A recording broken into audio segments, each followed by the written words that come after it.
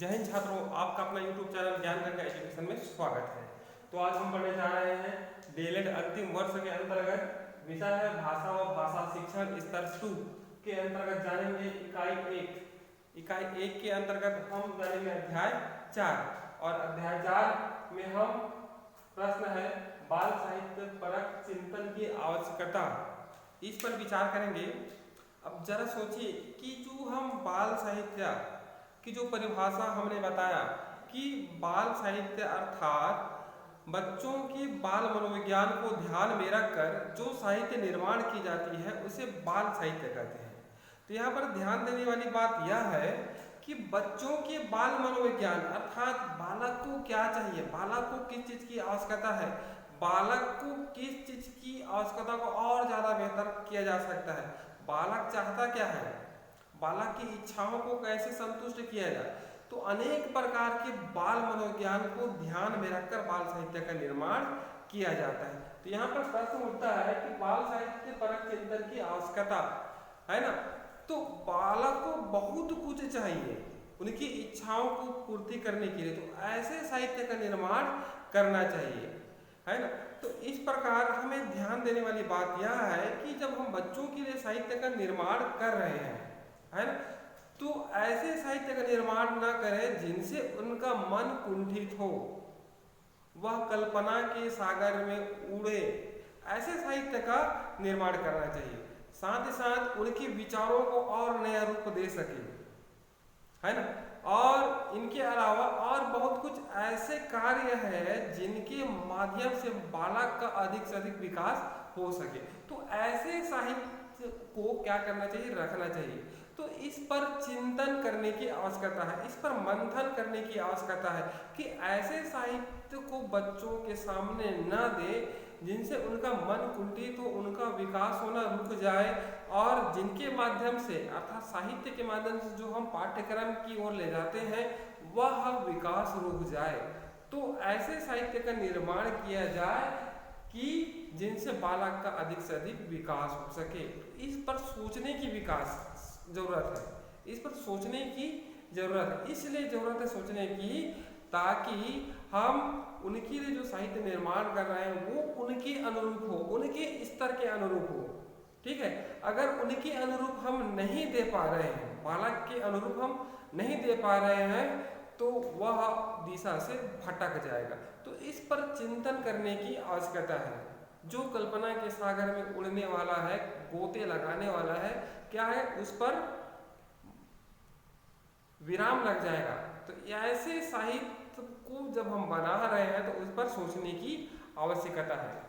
तो इस प्रकार कह सकते हैं कि बाल साहित्य जब निर्माण किया जाए तो उस पर चिंतन की आवश्यकता है। बच्चों को क्या चाहिए, बच्चों की किस चीज की आवश्यकता है, इन पर पूरा ध्यान रखा जाए, अर्थात बहुत सोच समझ कर उनके लिए साहित्य का निर्माण किया जाए। और कहा गया है कि बच्चा का दिमाग कोरा है, कोरा कागज ही होता है ना, कोरा कागज के समान होता है। तो हम जैसे साहित्य निर्माण करेंगे वैसे ही उनके कोरे दिमाग में भरेगा। तो इस प्रकार हमें वैसे साहित्य का निर्माण करना चाहिए जो बच्चों के लिए आवश्यक है, बच्चों के बाल मनोविज्ञान के लिए आवश्यक है। तो यह हो गया आपके प्रश्न का उत्तर। आइए नेक्स्ट, आइए जानते हैं कहानी कथन कौशल के विकास के चरण, अर्थात जो कहानी कहने की जो कौशल है उसकी विकास के चरण कौन कौन से हैं, इन्हीं मुद्दों पर बात करेंगे। तो पहला है कहानी कहना। एक शिक्षक के रूप में आप अधिक से अधिक कहानी बच्चों को सुनाएं, ठीक है, बच्चों को सुनाएं। इससे क्या होता है कि बच्चों को कहानी में रुचि बनी होती है। और यहाँ पर ध्यान देने वाली बात यह है कि एक उचित गति में बताएं और साथ ही साथ उचित हाथों का कठपुतली करके या ऐसे हंसी मजाक के माध्यम से बच्चों को कहानी सुनाएं। इनसे उनकी सुनने की क्षमता और विकसित होगी और कहानी को वह ध्यान से सुनेगा। तो इसलिए बच्चों को पहले कहानी सुनाएं। नेक्स्ट है कहानी पढ़वाना। अब क्या किया जाए, बच्चे जो पढ़ने लायक है ना, तो ऐसे बच्चों को क्या किया जाए, कहानी पढ़वाया जाए।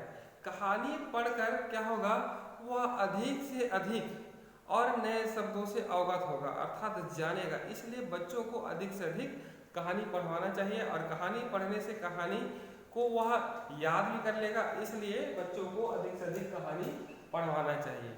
नेक्स्ट है कहानी कहलवाना। अब जिन बच्चों को पढ़ना आ गया है और जो बच्चे कहानी को समझ चुके हैं, तो ऐसे बच्चों को क्या किया जाए, उनके स्तर के अनुसार अर्थात जो कहानी पर उनका अधिकार है, जिन कहानी के बारे में वह ज़्यादा से ज़्यादा जानते हैं, तो उस कहानी को कक्षा में क्या करना है, कहलवाना है।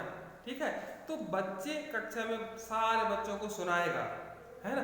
तो इनसे क्या होगा, वह अधिक से अधिक और बहुत ज़्यादा कहानियों को बच्चे जान जाएंगे, है ना, और उन कहानियों के बारे में विचार करेंगे। यहाँ पर ध्यान देने वाली बात है कि एक कहानी को एक ही बच्चे को ना कहलवा करके अलग अलग बच्चे से भी कहलवा सकते हैं, लेकिन ध्यान रहे एक पैरा खत्म होने के बाद ही दूसरे व्यक्ति को या दूसरे बच्चे को दूसरा पैरा कहने के लिए देना चाहिए। ठीक है, पैरा खत्म होने के बाद, ताकि उनका जो कथानक है अर्थात जो छोटी कहानी है, कहानी के बीच में और छोटी कहानी होती है, वह समाप्त न हो जाए।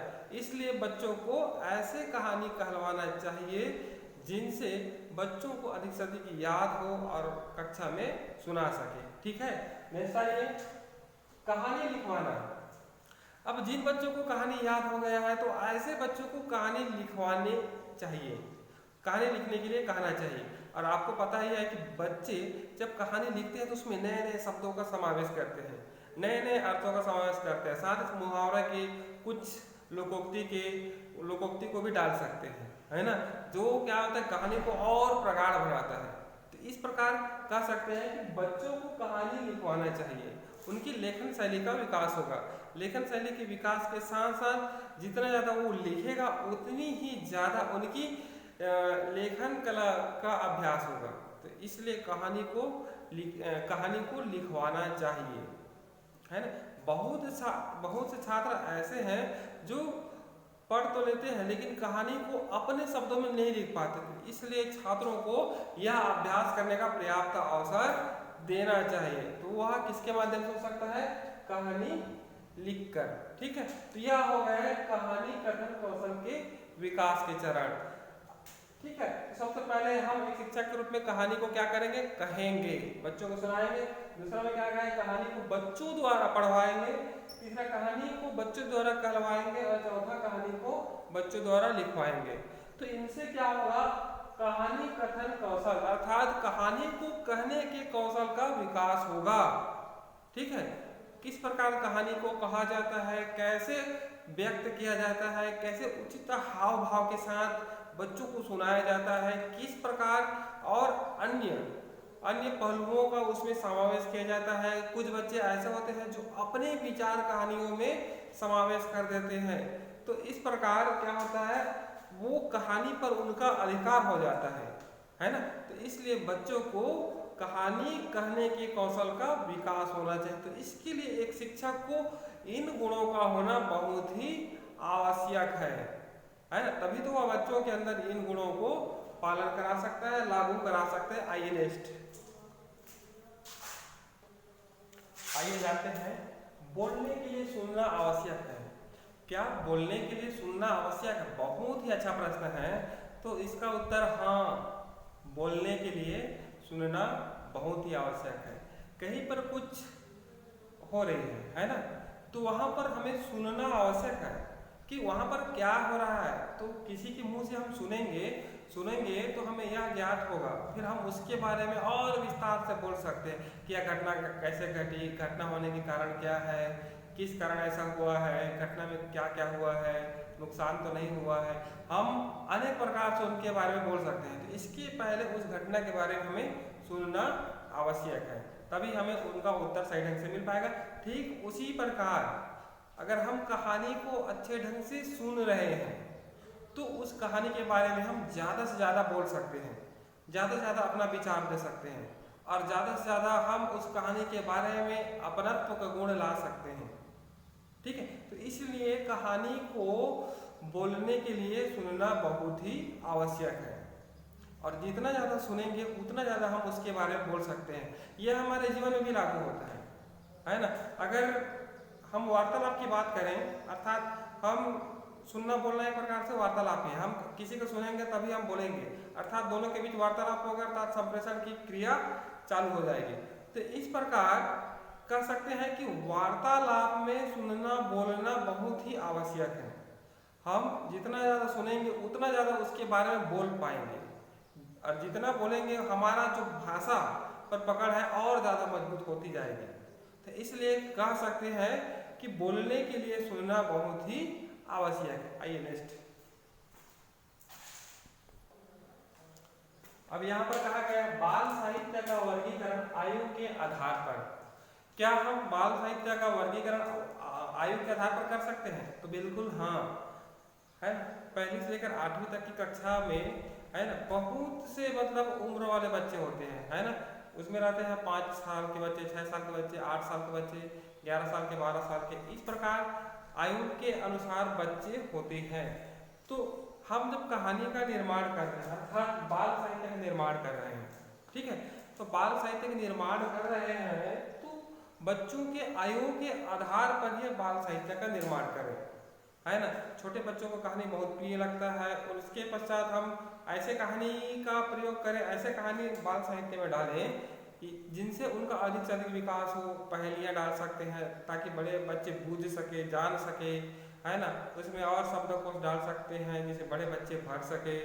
उसमें तुलनात्मक चित्र वाला होता है ना, तुलना करो इसमें क्या नहीं है, क्या छोटा है, तो उसको भी डाल सकते हैं। तो वो है ना, जैसे जैसे स्तर बढ़ते जाएगी वैसे वैसे बच्चे उनको हल करते जाएंगे। तो इसलिए कहा गया है कि बाल साहित्य का वर्गीकरण आयु के आधार पर करना चाहिए, है ना। अगर हम एक ही बाल साहित्य सारे आयु वर्ग के बच्चों को दे देंगे तो क्या होगा, जो बड़े बच्चे हैं वही उनका अध्ययन कर पाएंगे और सही ढंग से उनको पढ़ पाएंगे। तो इसलिए कह सकते हैं कि बाल साहित्य का हम चयन करेंगे तो आयु के आधार पर करना चाहिए। इस प्रकार यह हो गया बाल साहित्य का वर्गीकरण, ठीक है। आइए नेक्स्ट, आइए देखते हैं बाल मनोविज्ञान को समझे बिना श्रेष्ठ बाल साहित्य नहीं लिखा जा सकता, कैसे। तो ये हमारा प्रश्न है कि बच्चों के बाल मनोविज्ञान को समझे बिना श्रेष्ठ साहित्य नहीं लिखा जा सकता। यह बिल्कुल सत्य है। इसलिए सत्य है क्योंकि बच्चे कहानी को सुन करके, कविता को सुन करके वह कल्पना के सागर में उड़ने लगता है, अपने दोनों पैर फैलाए कहीं खो जाता है ना। उनका जिज्ञासु मन जिज्ञासा से भरा होता है, आगे क्या होगा, आगे क्या होगा, क्या होगा, है ना। इस प्रकार यह उम्मीद लगाया बैठा रहता है। साथ ही साथ वह ऐसे और अनेक क्या बोलते परिणाम देखने के लिए आता है कि बालक अनेक परिस्थितियों में, है ना, पशु पक्षियों का जैसे निर्मम हत्या होती है तो वहां पर उनका कोमल मन द्रवित हो जाता है। द्रवित होने के साथ साथ वह थोड़ा कुंठित महसूस करता है कि क्यों ऐसा साहित्य बनाया, है ना। वह अपने आप से प्रश्न करता है। तो बाल साहित्य को अर्थात इस प्रकार बनाए ताकि बच्चों की बाल मनोविज्ञान से संबंधित हो, उनका कोमल मन कुंठित न हो, है ना। कि हम इसके पहले हमने पढ़े हैं कि बच्चे दुष्ट नहीं चाहते, दोस्त चाहते हैं, दुष्ट नहीं चाहते, दोस्त चाहते हैं, अर्थात दोस्त चाहते हैं। इस प्रकार कह सकते हैं कि बालक को ऐसे साहित्य चाहिए जिन पर वह ज़्यादा से ज़्यादा बोल सके, अपने विचार प्रस्तुत कर सके, है ना। जो ईर्ष्या घमंड है इसके बारे में समझ सके। बहुत सारे ऐसे और प्रकरण है जिनके बारे में जान सके। तो ऐसे साहित्य का निर्माण किया जाए जो बच्चों के मनोविज्ञान से संबंधित हो, है ना। इसके लिए एक साहित्यकार को अर्थात बाल साहित्यकार को बच्चों के बाल मनोविज्ञान के क्षितिज में पहुंचना होगा और बच्चों के स्तर के अनुकूल क्या करना चाहिए, बाल साहित्य का निर्माण करना चाहिए जिनसे बच्चों को ज़्यादा से ज़्यादा अच्छा लगे। तो इस प्रकार कह सकते हैं कि बच्चों के बाल मनोविज्ञान को समझे बिना श्रेष्ठ साहित्य नहीं लिखा जा सकता, है ना। तो बच्चों के स्तर पर जाकर हमें देखना होगा कि बच्चों को क्या चाहिए। और किसी महापुरुष ने भी कहा है कि अगर हम बच्चों को पढ़ाना चाह रहे हैं या पढ़ाते हैं तो हमें बच्चों के स्तर के अनुरूप क्या करना चाहिए, पढ़ाना चाहिए। ठीक है, ठीक उसी प्रकार बच्चों के स्तर के अनुकूल ही बाल साहित्य का निर्माण करना चाहिए, जिनसे उनका मन, है ना, ज़्यादा से ज़्यादा हिलोरे मारे, ज़्यादा से ज़्यादा नए नए शब्दों का समावेश कर सके, अपना आकांक्षाओं को ऊपर कर सके। इस प्रकार क्या किया जाए, बाल साहित्य का निर्माण किया जाए। नेक्स्ट आइए जानते हैं नेक्स्ट, बच्चों को आज की वैज्ञानिक प्रगति से जुड़ने में बाल साहित्य किस प्रकार सहायक है। तो यहाँ पर आज की मनोवैज्ञानिक प्रगति जोड़ने में बाल साहित्य किस प्रकार सहायक है, आइए जानते हैं इन्हीं सहायक के बारे में। तो सबसे पहले जान लेते हैं कि बच्चों को वैज्ञानिक प्रगति जोड़ना बहुत ही आवश्यक है ना, क्योंकि रूढ़िवाद दिनों दिन बढ़ते ही जा रहा है ना। हमारे कुछ बहुत सारे ऐसी परंपराएं हैं जिसमें रूढ़िवाद है। तो बच्चों को मनोवैज्ञानिक प्रवृत्ति अर्थात वैज्ञानिक प्रवृत्ति लाने के लिए बाल साहित्य बहुत ही कारगर सिद्ध हुआ है। और बाल साहित्य के द्वारा ही बच्चों के अंदर वैज्ञानिक प्रवृत्ति लाया जा सकता है, वैज्ञानिक सोच पैदा किया जा सकता है ना। क्योंकि हमारे पूर्व प्रधानमंत्री पंडित जवाहरलाल नेहरू ने भी यही सपना देखा था कि हमारे देश के प्रत्येक बच्चे वैज्ञानिक प्रवृत्ति हो, अर्थात वैज्ञानिक प्रवृत्ति के हो, वैज्ञानिक सोच रखने वाला हो। और वैज्ञानिक सोच ही भारत को, विश्व को एक संपन्न और एक अच्छा राज्य बना सकता है। इस प्रकार का सपना पंडित जवाहरलाल नेहरू जी ने देखा था। तो आइए जानते हैं किस प्रकार सहायक है। तो सबसे पहले बाल साहित्य के अंतर्गत बच्चे अधिक से अधिक, है ना, वैज्ञानिक प्रगति सोच वाले बाल साहित्य पढ़ेंगे तो क्या करेंगे, अंदाज बयां कर पाएगा, अंदाजा लगा पाएगा, है ना। अंदाजा का तात्पर्य है कि यहाँ ये हो सकता है, यहाँ ये हो सकता है ना, पंखे को ऐसा फिट किया जा सकता है, अर्थात अंदाजा लगा सकता है। और वही अंदाजा धीरे धीरे उनके दैनिक जीवन में भी काम आएगा। इस प्रकार कह सकते हैं कि बाल साहित्य के द्वारा बच्चों के अंदर अंदाजा पैदा किया जा सकता है। इस प्रकार का ये एक वैज्ञानिक सोच है। नेक्स्ट आइए, वैज्ञानिक सोच विकसित किया जा सकता है ना। तो जो परंपरा है, जो रूढ़िवादिता है, कुछ अंधविश्वासें हैं, है ना, तो वैज्ञानिक सोच वाले व्यक्ति उन अंधविश्वास, उस परंपरा जो गलत है उनको नकारता है, अर्थात उन तथ्यों पर वह फिट नहीं बैठता, अर्थात विज्ञान के नियमों के अनुसार वह नहीं होता। तो बाल साहित्य का जब निर्माण किया जाए तो वैज्ञानिक सोच पैदा किया जाए, ताकि अधिक से अधिक वैज्ञानिक सोच वाले बच्चे पैदा हो, ठीक है, और जिनसे वह नए नए और निर्माण कर सके। आपको पता ही है कि जितने भी आविष्कार हुए हैं, पंखा, टीवी, सुई से लेकर जहाज तक, बड़े जहाज तक, जितने भी आविष्कार हुए वो सब वैज्ञानिक सोच के कारण ही है ना। और उन्हीं को आज हम उपयोग कर रहे हैं। इसलिए बच्चों के अंदर वैज्ञानिक सोच होना चाहिए। जापान एक ऐसा देश है जहाँ पर 1-2 साल पढ़ने के बाद वहाँ पर केवल वैज्ञानिक सोच के माध्यम से ही उनको नए नए आविष्कार के तरीके अपनाए जाते हैं, नए नए आविष्कार करने के लिए वहाँ पर पढ़ाई जाती है। इस प्रकार कह सकते हैं कि वैज्ञानिक सोच बच्चों में पैदा करनी चाहिए। नेक्स्ट आइए, जिज्ञासा को शांत, है ना।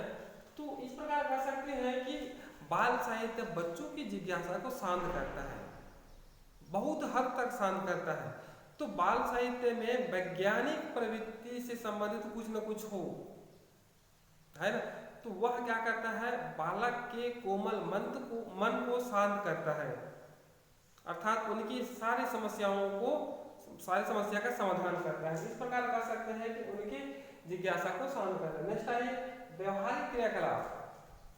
इसके अंतर्गत अगर बाल साहित्य में ऐसे कुछ क्रियाकलाप होंगे जो व्यवहार से संबंधित हो, अर्थात जिनको हम करते हैं, है ना, तो उसको करने के क्या होगा, बहुत सारे नियम प्राप्त होगा, जानकारी प्राप्त होगा और उसको विज्ञान के अनुरूप हम कर सकते हैं। तो इस प्रकार कह सकते हैं कि व्यवहारिक क्रियाकलाप में बढ़ोतरी होगी बाल साहित्य के माध्यम से। नेक्स्ट आइए, रोचक और सरल पुस्तकें, है ना। बाल साहित्य का एक और दृढ़ विश्वास है कि बच्चों को ऐसी पुस्तकें चाहिए जो उनकी रुचि के अनुसार हो और साथ ही साथ सरल हो। और आपको पता ही है कि जो सरल होते हैं और जो रुचिदायक होते हैं उन पुस्तकों को क्या करते हैं बच्चे ध्यान से पढ़ते हैं, मजा लेते हैं। तो इस प्रकार कह सकते हैं कि सरल और रोचक पुस्तकें का अधिक से अधिक संपादन हो, उत्पादन हो।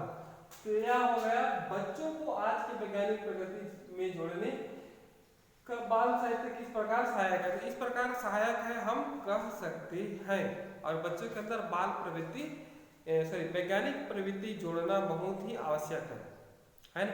आप एक शिक्षा को आप दिन प्रतिदिन हम विज्ञान के आधारित तथ्यों पर इर्द गिर्द घूमते रहते हैं, हमारे चारों तरफ विज्ञान ही विज्ञान है ना। और उन्हीं विज्ञान के इर्द गिर्द हम रहते हैं, तो हम क्यों ना हम बच्चों को वैज्ञानिक प्रवृत्ति से ओतप्रोत संसाधन बच्चों को दें और उन्हीं संसाधन के माध्यम से हम उनके अंदर वैज्ञानिक सोच पैदा कर सकते हैं। यहाँ पर कहा है ना वैज्ञानिक प्रगति जोड़ने में बाल साहित्य किस प्रकार मददगार है। तो इस प्रकार कह सकते हैं कि वैज्ञानिक सोच जोड़ने में बाल साहित्य बहुत मददगार है। तो ऐसे ऐसे साहित्यों का चयन किया जाए जिनके अंदर वैज्ञानिक प्रवृत्ति से ओतप्रोत साहित्य हो। ठीक है, आइए नेक्स्ट आधुनिक बाल साहित्य से परिकथाओं को अप्रासंगिक समझ लेना कितना उचित है। तो यहाँ पर दो नए शब्द हैं, एक तो परिकथा। परिकथा देखा जाए यहाँ पर परिकथा होता है वह कल्पनाओं के अनुरूप होता है ना, जो सत्यता पर आधारित नहीं होती, अर्थात वह बच्चों जो कवि की हृदय से उत्पन्न हुई कल्पना का एक रूप है ना। यह परिकथा, इसका वास्तविकता से कोई संबंध नहीं है ना। इस परिकथाओं को अप्रासंगिक अर्थात उचित नहीं है या ठीक नहीं है ना। प्रासंगिक माने ठीक है और अप्रासंगिक माने ठीक नहीं है, इसका मतलब। ठीक है, अब समझने वाली बात यह है कि आधुनिक बाल साहित्य से परिकथाओं को अप्रासंगिक अर्थात परिकथा है उसको ठीक नहीं समझ लेना कितना उचित है बाल साहित्य में। ठीक है, तब थोड़ा सा समझने वाली बात है कि अगर बाल साहित्य में परिकथा का समावेश कर दें तो बच्चे क्या करेंगे, उनसे बहुत ज़्यादा ज्ञान प्राप्त कर सकते हैं, वो कल्पना के सागर में गोते लगा सकते हैं। एक प्रकार से वह अपने आप को उनकी जगह रख सकते हैं, साथ ही साथ नए भावनाएं पैदा होंगे, है ना। और साथ ही साथ उनसे मित्रता का संबंध स्थापित करेंगे। ठीक उसी प्रकार अपने मित्रों के साथ जो संबंध स्थापित होता है ठीक वैसा ही संबंध उनके साथ भी स्थापित हो पाएगा। तो इस प्रकार कह सकते हैं कि परिकथाओं को अप्रासंगिक अर्थात ठीक नहीं मानना उचित नहीं है। अर्थात परिकथा बच्चों के बाल मनोविज्ञान को ध्यान में रखकर बनाया गया है, उनका निर्माण किया गया है और उन्हीं कहानियों को बाल साहित्य में स्थान दिया गया है। तो इस प्रकार कह सकते हैं कि परिकथाओं को अप्रासंगिक मानना उचित नहीं है, क्योंकि परिकथा के माध्यम से ही बच्चे अधिक से अधिक सोचते हैं, समझते हैं, कल्पना के सागर में ये लगाते हैं, है ना, अपना विचार दे पाते हैं और बहुत कुछ ऐसे और है शब्द है जिनकी द्वारा वह नए कार्य करते हैं। तो इस प्रकार हम परिकथाओं को अप्रासंगिक नहीं मान सकते। अगर हम बाल साहित्य की बात करें तो हम दो प्रकार की बाल साहित्य का अध्ययन करते हैं, पढ़ते हैं। एक तो हो गया परंपरा से चलती आ रही बाल साहित्य और दूसरा है आधुनिक बाल साहित्य। तो जो परंपरा से चलती आ रही बाल साहित्य है उसमें क्या है, उसमें जो भाव से उत्पन्न भावनाएं हैं, कुछ कहानियां हैं जो परंपरा को लेकर चलती आ रही है ना, और उसमें शायद कुछ न कुछ और कमियां हैं अर्थात वह शून्यवत है। लेकिन आधुनिक जो बाल साहित्य है अर्थात आधुनिकता को लिए हुए हैं, उसमें मौलिक विचार, चिंतन, नए विषयों का समावेश, साथ ही साथ और अन्य पक्षों को भी रखा गया है और कविता, नाटक, उपन्यास और बहुत से ऐसे विधाओं को रखा गया है जिनके माध्यम से बच्चे अधिक से अधिक विकास कर सकते हैं। लेकिन यहाँ पर ध्यान देने वाली बात यह है कि जो परंपरा से चलती आ रही वह भी ठीक है और आज जो है आधुनिकता से ओतप्रोत बाल साहित्य वह भी ठीक है, लेकिन जो परंपरा से चलती आ रही बाल साहित्य में कुछ घिसी पिटी कहानियां हैं जिसको हम परिकथा भी बोल सकते हैं। तो उस जो घिसी पिटी कहानियां हम जिसको बोल रहे हैं अर्थात जो परिकथा है, उनको बाल साहित्य में स्थान देना चाहिए।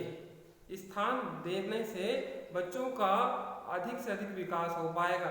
लेकिन कुछ जानकार कुछ शिक्षा विधियां मान रहे हैं कि परिकथा जिनका अस्तित्व है ही नहीं, परिकथा था परियों की कहानी, इसका अस्तित्व है नहीं, परी के बारे में कौन जानता है, किसने देखा है, अनेक प्रकार की आलोचनाएं होती रही है जिनके कारण क्या कहा जाता है कि यह सत्यता पर आधारित है ही नहीं है, सत्य है ही नहीं है। तो हमारा उद्देश्य यह है कि हम बच्चों को सत्य के आधार पर कहानी सुनाएं, सत्यतापूर्ण कहानी बाल साहित्य में डालें, ऐसा विद्वानों का मत है। लेकिन ये तो परिकथा सत्यता पर आधारित नहीं, इसको क्यों डालें, ऐसा उनका सोच है, लेकिन उनका सोच बिल्कुल गलत है ना। हम परिकथा को बाल साहित्य में डाल करके स्थान दे करके हम बच्चों के अंदर जिज्ञासा, महत्वाकांक्षा, है ना, उनके आगे बढ़ने की सोच, अनेक प्रकार के क्रियाकलापों को और ज्यादा विकसित कर सकते हैं। तो इस प्रकार कह सकते हैं कि आधुनिक बाल साहित्य में परिकथाओं का समावेश होना चाहिए और वह प्रासंगिक है ना, वह उचित है, उसे हमें दूर नहीं करना चाहिए। तो यह हो गया आपका ये प्रश्न का उत्तर। आइए जानते हैं नेक्स्ट।